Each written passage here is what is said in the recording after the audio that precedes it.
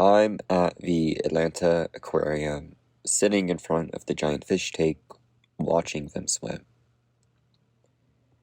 They are unbothered, continue to swim freely, even with so many people's eyes on them. I just had a meeting with someone who's trying to be here for me as I move through the grief of losing Brandon, my brother. It's ironic that she suggested bringing me to the aquarium because Brandon liked sea creatures. He didn't know too much about them, but I think that's what he likes so much. They're a mystery. How do they keep going? The last time Brandon and I randomly talked about the ocean was at my college graduation party.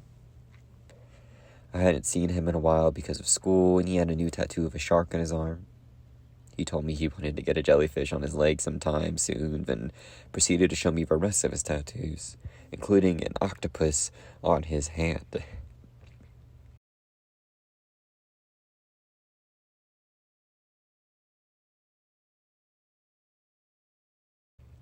It's weird to think that at that time, I didn't know about anything going on in his head. Thinking back on it now, I wish he would have said something about drowning in his own mind. I would have done anything to save him. I at least wish he would have given me a warning. I didn't get to say goodbye. I didn't get to say, I love you one last time. We grew up together. He knew my life. I wanted to say, I love you before he went. To hear his voice and talk to him again over a meal or on a walk to who knows where or late at night while hanging out. But he left. I feel alone. I have to work through this and heal alone. I know it doesn't actually have anything to do with me. I know he didn't want to hurt me. I just really miss him.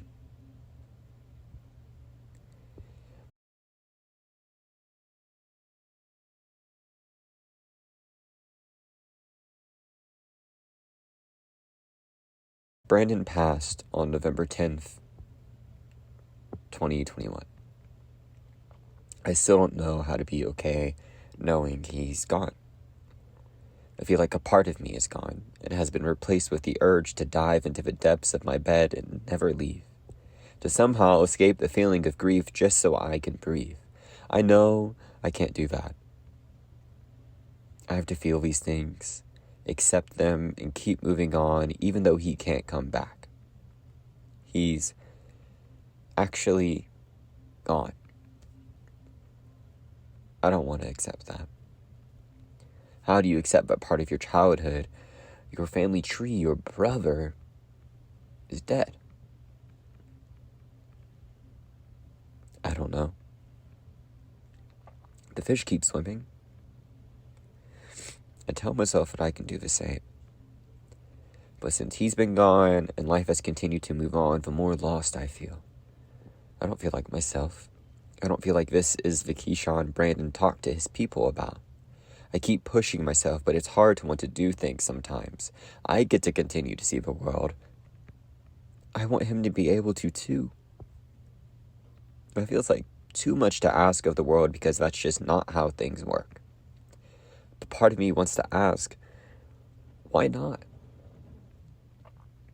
All I can ever answer to that is because. There is no reason. In the same way, there's no reason for a shark to eat a jellyfish or for a jellyfish to float in the ocean. Though, I heard somewhere that you have to give death a reason. Put a message onto it to take with you and apply to your life. I find myself asking, what's Brandon's death message? I'm not sure what the answer is. I know there is no real answer, but it's up to me to make something out of this. His death means a lot of things to me. Chase your dreams. Don't take life for granted. Never give up and make things work. It's worth it. That's what I keep telling myself. As the fish keep swimming and a collective wow is said as shark swims by, I'm left not knowing how to end this. I don't think I will, because there isn't an ending to this feeling. It just changes. And I, or anyone else going through grief, adjust. Anyone who is grieving the loss of someone, I hope you know you're not alone. You can take your time.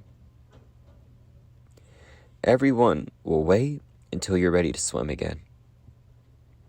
It's been 1 year since I lost my brother, and I'm just now starting to swim through the waves that hit me every day. Like Brandon once told me, your life matters. So don't rush. We'd rather you swim when you're ready than drown trying.